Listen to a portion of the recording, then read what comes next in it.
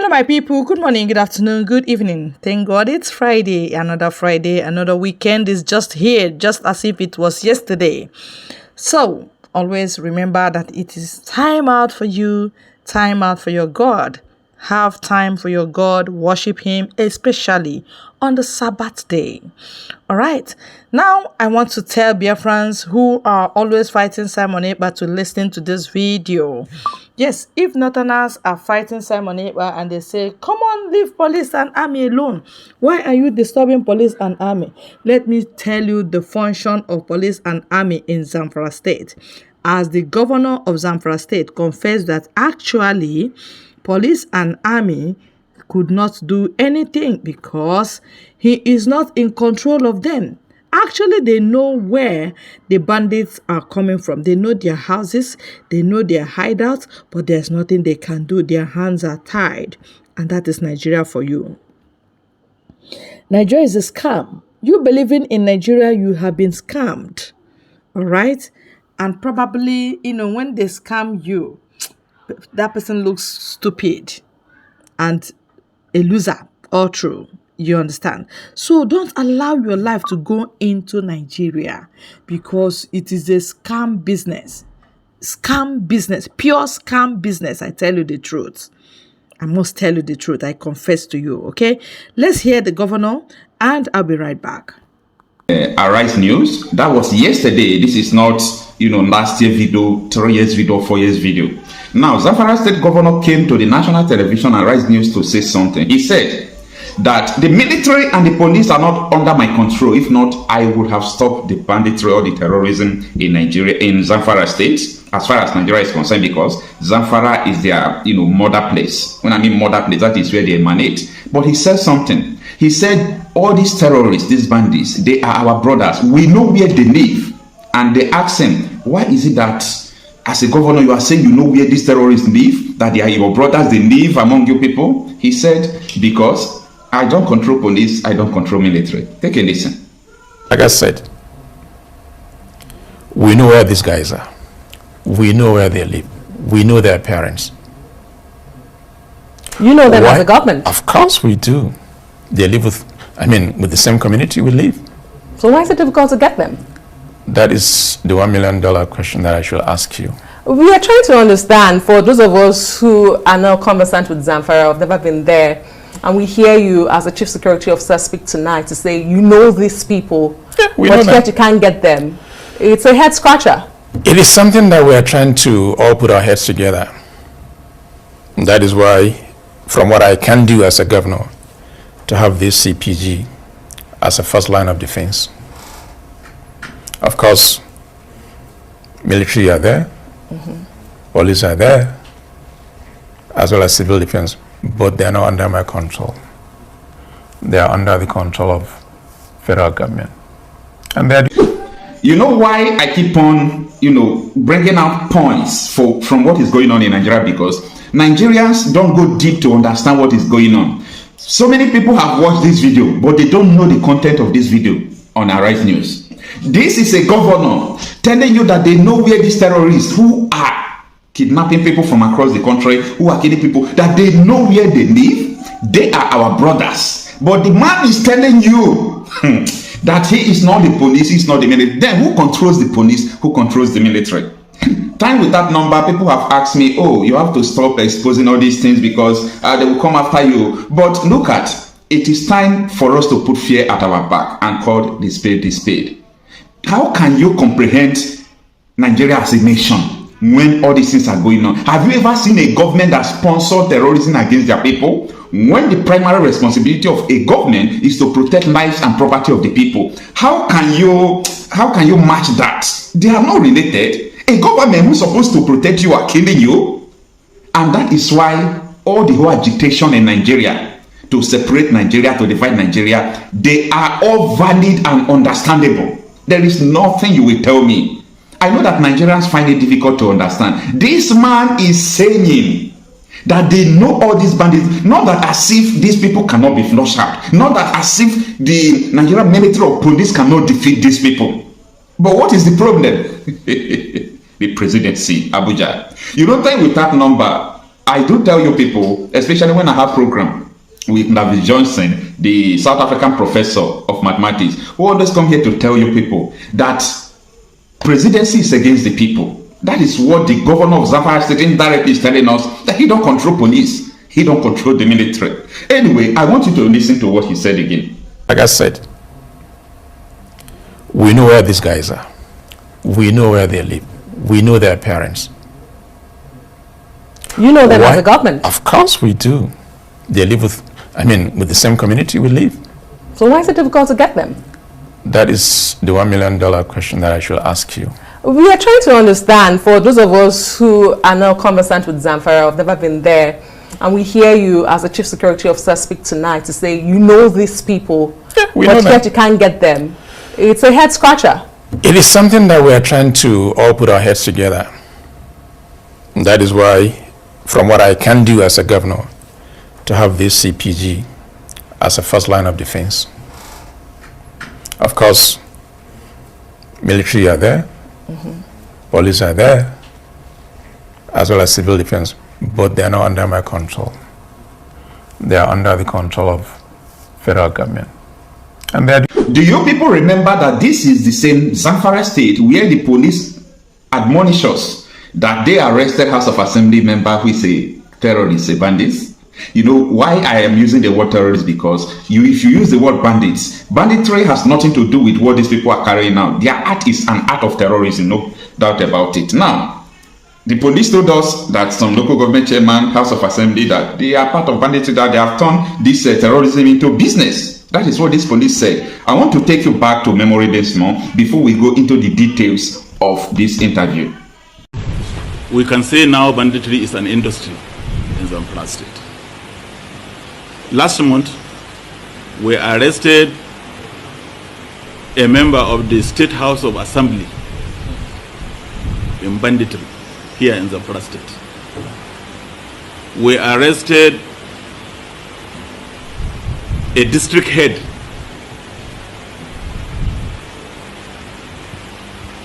we also as well arrested a former local government chairman. So you can see that involvement of this class of people in banditry is more making the situation to become more and more complex. So in essence, I can say that all caliber of people now are involved. All manner of people are involved in this banditry. More alarming and more disturbing is the involvement of a district head in supplying drugs to the bandits.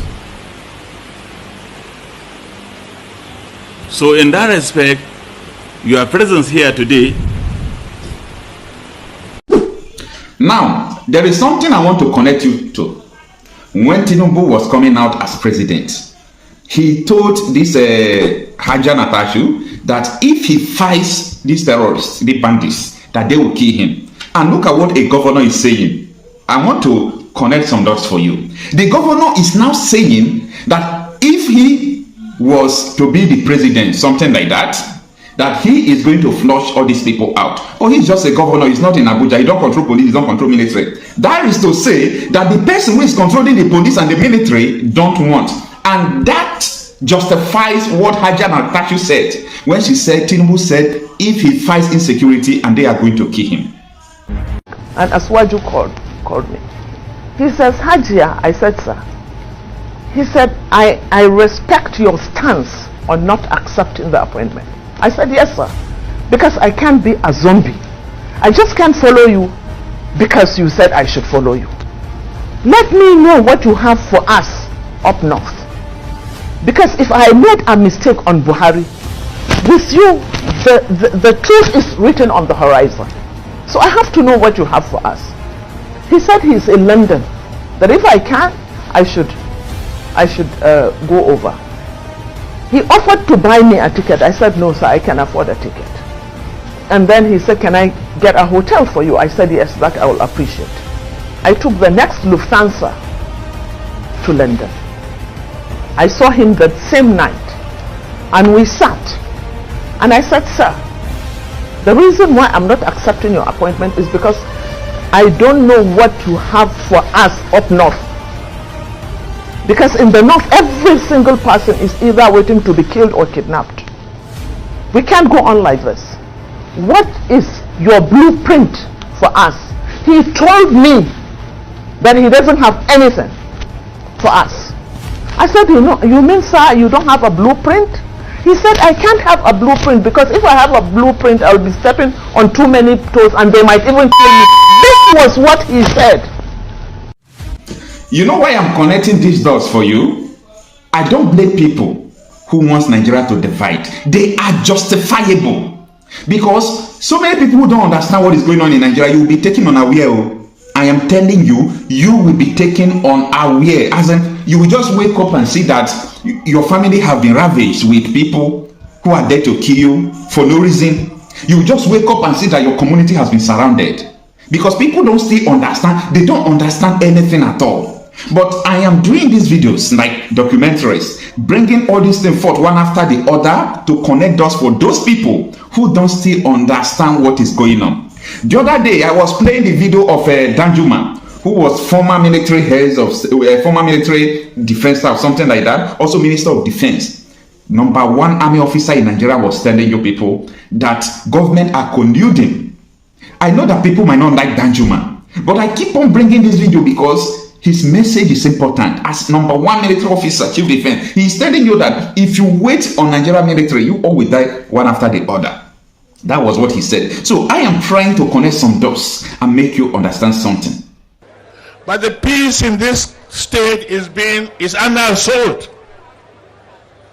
There's an attempt at ethnic cleansing in this state and of course in all the riverine states of Nigeria. We must resist it. We must stop it. Every one of us must rise up. The armed forces are not neutral. They collude.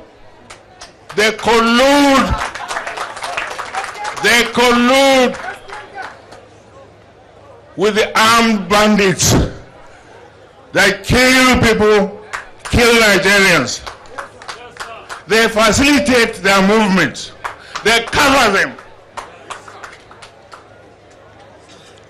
If you are depending on the armed forces to stop the killings, you will all die one by one. The ethnic cleansing must stop in Taraba State. It must stop in all the states of Nigeria. Otherwise, Somalia will be a child's play. I ask every one of you to be alert and defend your country, defend your territory, defend your state. You have nowhere else to go. You have nowhere else to go. God bless our country. Now, let's go into the full interview. I want you to, take popcorn, just relax and watch this video to the end. And above, I want you to share this video so that people will understand what is going on in Nigeria, because, so many people will tell you Nigeria is okay. They don't know what is going on. And that is why I want you to help me share this video. Take a listen to the end. Of an influence that the federal government has in fighting this war with you in Zamfara state? What's been the involvement of the federal government? Security situation is not just for Zamfara. It's across all the northern part. However, Zamfara play a dominant role in terms of the banditry because this is where they hibernate. They move from Zamfara to Katsina, Niger, Kaduna, Sokoto, and so on and so forth. And it's the responsibility of federal government to provide safety of people, lives and property, which is the security forces that include the military, the police, as well as civil defense. Yeah, they're doing their best. However, there's a need to do more to deal with these guys decisively. Like I said, we know where these guys are. We know where they live. We know their parents. You know them as a government. Of course we do. They live with the same community we live. So why is it difficult to get them? That is the $1 million question that I should ask you. We are trying to understand, for those of us who are now conversant with Zamfara, have never been there, and we hear you as a chief security officer speak tonight to say you know these people, but yet you can't get them. It's a head scratcher. It is something that we are trying to all put our heads together. That is why, from what I can do as a governor, to have this CPG as a first line of defense. Of course, military are there, police are there, as well as civil defense, but they are not under my control. They are under the control of federal government, and they are doing their best. And like I said also, our security forces have the ability to crush these guys. But they are not. They're trying their best. Trying their best. Like what happened within the last 3 days when one of the major kingpin, Halilu Sububu, was killed. It is a combination of both military as well as the CPG and the community that made it possible. And I commend them for that. Okay, I wanted to take you back to one of the questions you raised tonight about what is fueling this in Zamfara, because you seem to say, it doesn't look like there's a religion undertone to it. The people they kill are also poor, so they're very poor, so there is no barely surviving. To go after them. But there's a question of the mining, the natural resources in Zamfara state. Don't you think that is enough to fuel all of this in Zamfara state? And I wanted you to answer if the ban placed by the federal government is still in place on mining in your state. The ban has been in place since 2018, so it's nothing new. I also met it. What I did on my own part is to also make sure the traditional institution do not give this consent form or consent letter for any mining activity in Zamfara state. And it's one reason why we had to issue an executive order that will stop giving out consent letters on mining by traditional rulers. Now, yes, there is a kind of correlation between insecurity and mining. And that's the reason why we're making conscious effort to have a clear understanding between the state and the federal government on what will be the best way to go about it. Of course, it's about revenue as far as I'm concerned. If we're able to get it together and make it functional, that means there's an additional revenue that will be coming to state government, which will be used in making some significant projects that will be for the benefit of our people. And I'm happy there's that synergy now between the state and the federal government in terms of mining activities on what will be the way forward. We're trying to fine-tune the whole thing.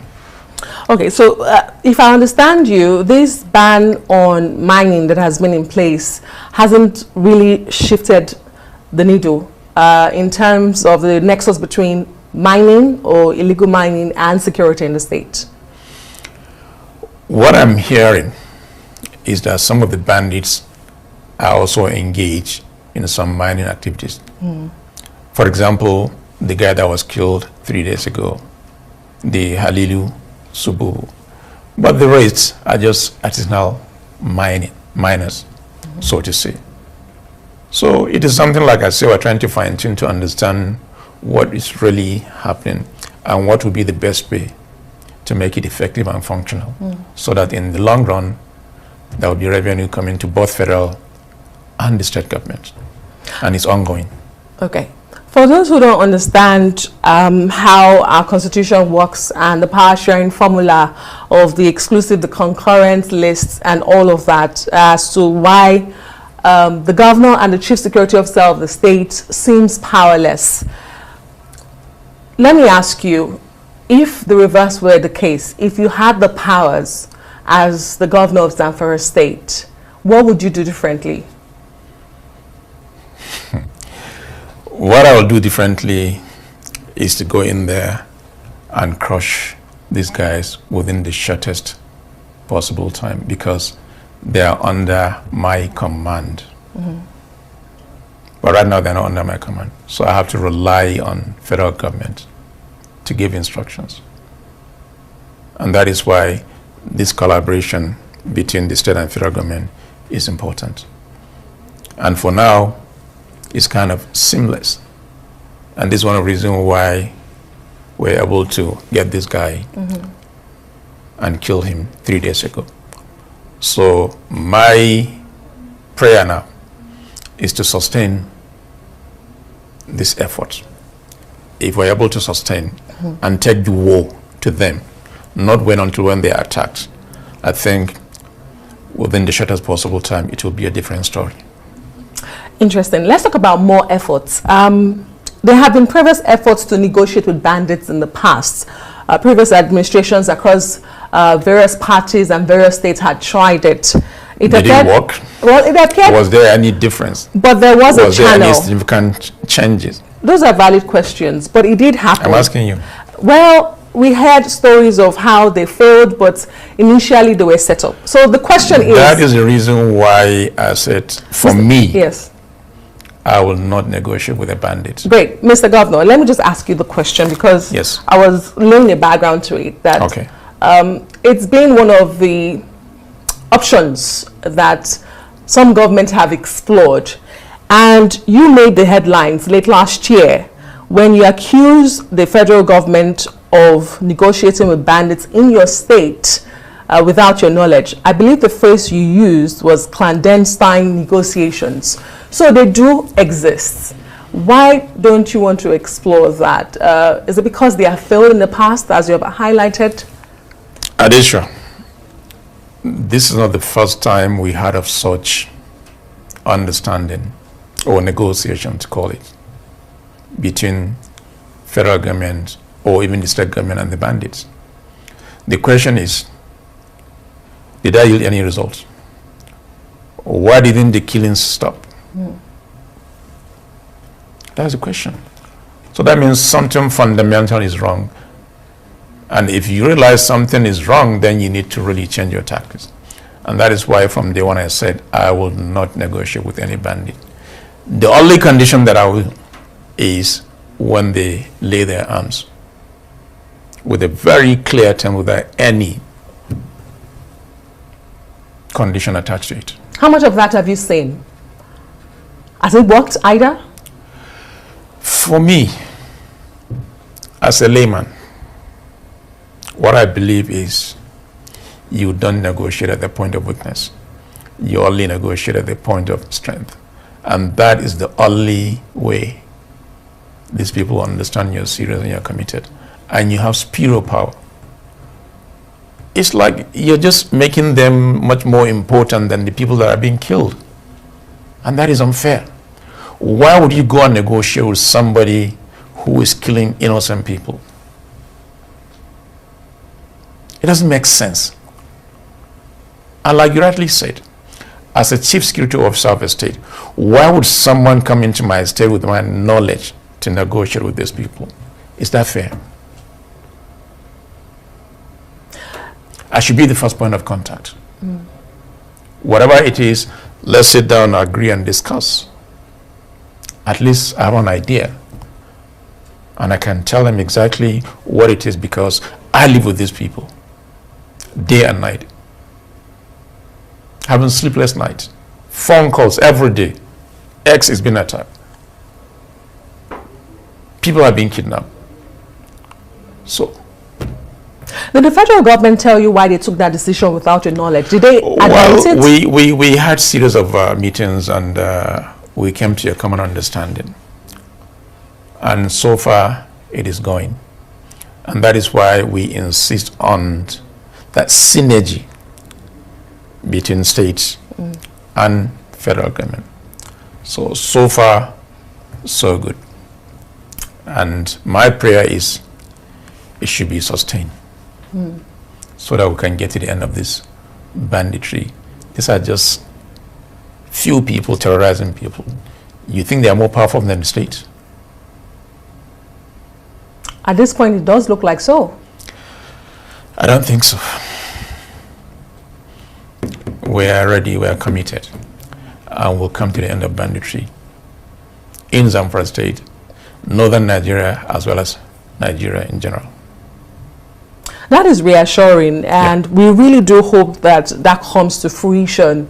Absolutely. And I think every Nigerian... We've started doing that. We really hope for that. And it will be sustained. Indeed. Well, speaking about clandestine operations or negotiations, very recently there was a letter allegedly signed by your secretary to the state government. It went viral. It reportedly requested a sum of about 1.3 billion naira, I recall, for settlements with some bandit kingpins for you to be able to carry out activities in the state. Well, your government came out very quickly to deny that. But where did that letter originate from? I mean, it's a couple of weeks after. Have you been able to identify where it came from and who was behind it? First of all, it was a very, very big mischief. Mischief? By political opponents to paint Zamfara State Governor Dodolal as a bad guy. I worked for more than 30 years in my life. I have experience in governance.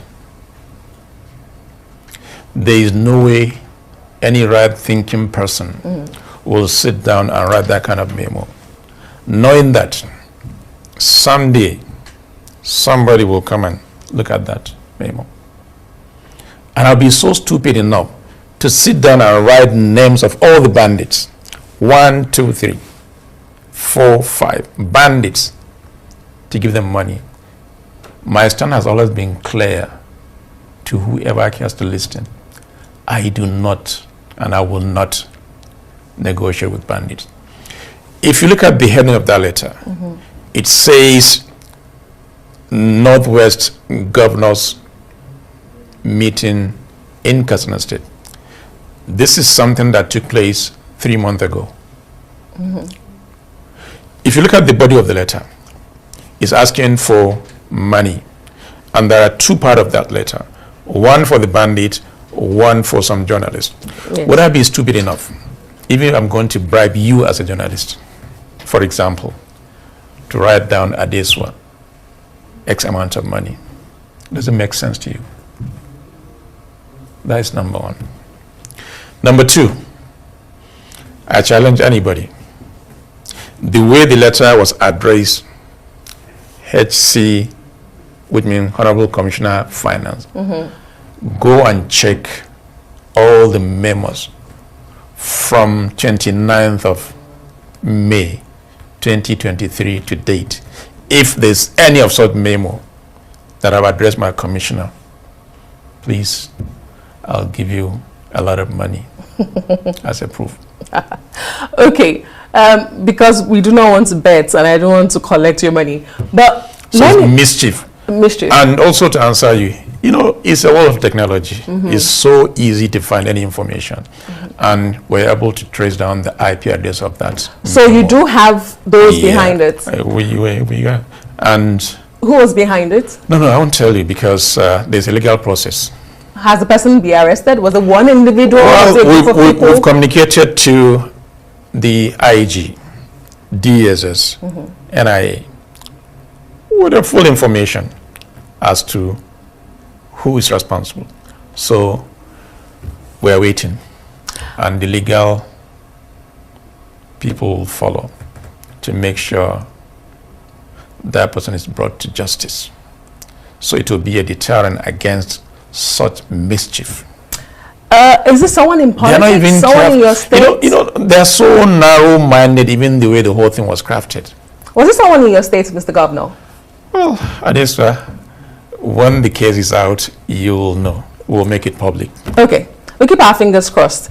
But for some of our viewers that are watching and who have heard you say, you know, you would not be stupid enough to write or sign a memo, they might interpret that as to say you don't leave trails. So are there clandestine negotiations or operations you do without writing and having to sign? I just wanted to clarify I'm much more that. intelligent to be able to handle my memos. So you do have memos like that, but you just don't sign? There's nothing that is hidden. After all, it's for public consumption. That is why I said, go to Zamfara. You have a correspondent in Zamfara. Yes, we do. Can you tell that person tomorrow to go to Minister of Finance and look at all the memos, the way we write memos? If there's any of such memo, I will give that person 20 million naira tomorrow. Okay, Mr. Governor, you do have a lot of money you want to give out. Yeah, well, I can sacrifice that money. So you can at least, sacrifice yeah, it. so Great. as to bring justice and fairness to people. Great. Interesting. There's a common sentiment that these bandits are well known, and you've explained it to us, and yet the situation remains. But despite all of this, one wonders how Zamfara and the governor are able to carry out any activities. Do you think that the situation in your state is blown out of proportion, or is it underreported, or you're just able to function within the chaos? You see, number one thing is I refuse to be distracted by anybody. I remain focused. And that is the essence of governance. Zamfara State, unfortunately, has faced too many challenges.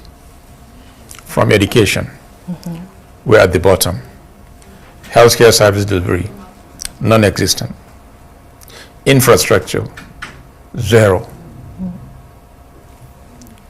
This is what Zamfara was known for. But for any responsible leader, you need to look at the situation. Do effective planning and be able to remain focused and deal with the situation. And that is exactly what we're doing. It is interesting to know that when we took over, there were a lot of liabilities, ranging from backlog of salaries, 4 months, Examination fees? NACO, WAEC, judiciary, scholarship, and so many others, running into billions of money. And guess what? We're able to clear all those. It is also interesting to know, since 2011, there hasn't been any payment of pension or gratuity to the tune of 13.6 billion. So far, we've cleared about 9 billion of that money. And we declared state of emergency on health November last year, November 28, 2023. In January this year, January 30th, we also declared state of emergency in education. And as we speak, we are rebuilding, reconstructing over 350 secondary schools. We are rebuilding and rehabilitating more than 400 primary schools. And this all come fully equipped with the furniture and everything, as well as capacity building. You've seen some of the schools. Some of your reporters, they went around to see. Yes. In fact, most of these things, we do them live for people to see. You have them right on the screen. Yes. What we've done in all the hospitals. In the past, we don't even have, what do you call this pregnant woman when you want to check and whatever they call it? In fact, the ultrasound machine? We had only one ultrasound. Even that ultrasound was in the whole of the solid state? tape in the whole of Zamfara State. You've seen the hospital, the condition of our hospital. It was an ISO. People were earning 7,000 naira as salary in Zamfara State, the civil servants. You can imagine, 7,000 naira. It's only when we came on board that we had to even go back to the initial minimum capital of minimum wage of 30,000. And that's what we're paying before we review. When we took over, we had 52 permanent secretaries. We had 48 commissioners. Doesn't make sense. Mr. Governor, water. For 5 good months, there was not a drop of water in the state capital. We had to settle KEDCO, Kaduna Electricity Distribution Company, 1.3 billion because all the, including government house, all the government offices were disconnected. The judiciary, they were owing 1.6 billion. We had to settle all that. And guess what? Our IGR, when we took over, was 90 million. Out of that 90 million, 90% was payee. Okay, I have to ask, I know you have a long list of things you've done, and some of these things have been aired live, including here on the Rise News that you've done in recent times. But I have to ask you, because I recall when you came into office, there was a controversy about, you said you met an empty treasury, and your predecessor practically cleaned out. We made an empty treasury of less than 4 million naira. 4 million naira. 4 million naira. The records are there. So how are you able to do all of this in the space of a year? Where's the money coming from? How are you able to achieve this? Very interesting. It's the same money, the same allocation. That is what we're using. FAC allocations?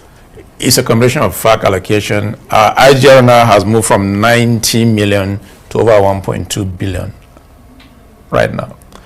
And more importantly, we are not stealing the money. The money is for people. And that is why we're executing all this contract. It is interesting to know we have not borrowed a dime up till now in Zamfara State. We're able to clear all the backlog. We're able to build schools. We're able to build healthcare services. We're able to take care of the workers. Our student in Sudan, our student in Cyprus, our student in India, we've all taken care of them. Paid all the NACO, paid all the WAEC, and all that. And we're building roads, drainages. It's ongoing. I'll invite you to Zamfara to come and see for yourself. We have before and after. Yes, this is Zamfara. This is Zamfara, exactly. This is Zamfara. By the time you go to Zamfara in December, I'm sure you'll see entirely a different Zamfara because work is ongoing. So this is Zamfara. Exactly. That we also know is dealing with banditry, like we say. We refuse to get distracted by all these people because that is what exactly they want to achieve. But we remain focused. So people will now see the dividend of democracy. That is the essence of governance. And I have to ask you, this does look like the urban center of Zamfara that we're saying. Is this trickling down to the rural areas as well? You know, we have 14 local governments. Each local government has its own peculiarity in terms of their needs. And what we're able to do is to identify those needs in different locations. For example, if you go to Bakura, they don't need roads. They need schools. They need hospitals. So you'll be wasting money to go and build roads in Bakura because even the ones they have, they usually put their footstep on the road and, So every local government, there is no local government in Zamfara State that we are not doing one thing or the other depending on their need. Part of our budgeting process, we did bottom top. First, understand their needs. Because in the capital, in the past, you cannot move 200 meters on a good road. Whenever it rains, everywhere is flooded. But it's a different scenario. That is what we're doing. Interesting. Before we let you go, Mr. Governor, let's talk a bit about politics. But I was going to ask you before then, because you did mention the minimum wage. Yes. So sorry to take you back. Are you going to be paying the 70,000 naira minimum wage? What we're doing now is trying to even understand the nominal role as well as the payroll, because it was non-existent in the past. So we're doing staff audit as well as job audit. And we're doing this in connection or combination with the labor union. By the time we're able to identify the genuine workers, we should be able to implement the new minimum wage in Zamfara State. And I also hope that some of those funds that were stolen under the previous administration, the EFCC will do justice and bring that money so that we can add to what we have now and be able to service our people. Is this something you're actively pursuing for the EFCC to help you recover? Well, I know there was a case even before I took over. Remember, sometime around the 24th of May 2023, there was this pronouncement by EFCC that they were investigating Matwale for 70 billion. But like I said, when we took over and we look at the books, that 70 billion they're talking about is a child's play, and we make it known to EFCC. So we're waiting for EFCC now to see what they will do, whether they will actually investigate Matwale or they will not. Okay. We are still on standby to see what will happen. I mean, the new EFCC boss seems to be someone who has portrayed himself as diligent, active, one ready to fight corruption. We are waiting for that in Zamfara. Have you had a conversation with him? Mr. Olukoyede of the EFCC? He's somebody I know very well. Are there any assurances? There's nothing personal. This is official. A case was presented to them. And it's for them now to do the needful. Great. Let's quickly speak about politics before I let you leave. As the governor of Zamfara, you're a PDP governor, and your party is contending with a lot of internal wranglings and bickering with the FCT minister, Nyesom Wike, making pronouncements recently he was going to put fire in some states.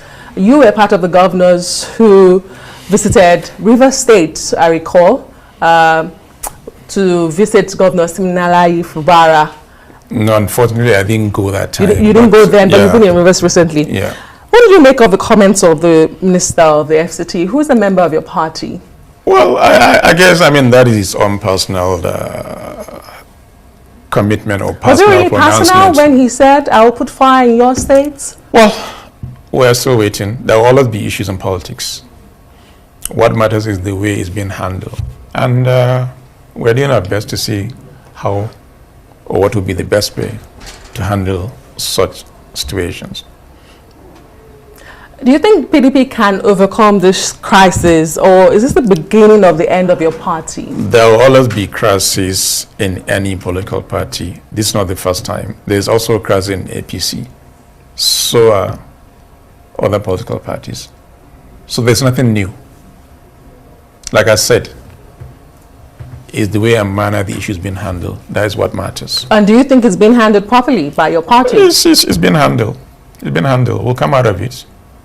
It's not unsurmountable. There's a difference between being handled and being handled properly. Well, like I said, it's an ongoing process. Give us time. We'll come out of it like every other political party. Well, I hope your party can survive the time. Absolutely. We will survive. We're surviving and we'll still survive. Governor Dauda Lawal of Zamfara State, thank you so much for your time on Primetime tonight. We do appreciate it once again. It's been a delight having this conversation with you. Thank you very much, Adesa. We wish Zamfara the best. It's my pleasure. I'll invite you to Zamfara. We'll definitely so that you go and see some of the few things we're doing for. I hope you followed us to this very end. Have you seen things yourself? That is Nigeria you want to believe in. That is Nigeria you want to die for. In Nigeria that have been sold to terrorists by the government. They have sold the nation, and they're now rapporting with terrorists, playing hanky-panky game. Give me, I take. Take, I give. And you are following them in this hide-and-seek game. Are you that childish? Please support our freedom. Defend your land. Make your contribution as to how Biafra land will be defended. That is the only thing we need to do, and we end it once and for all. I'm telling you the truth. And that's it. Thank you very much for your time once again on this very good channel. God bless you all.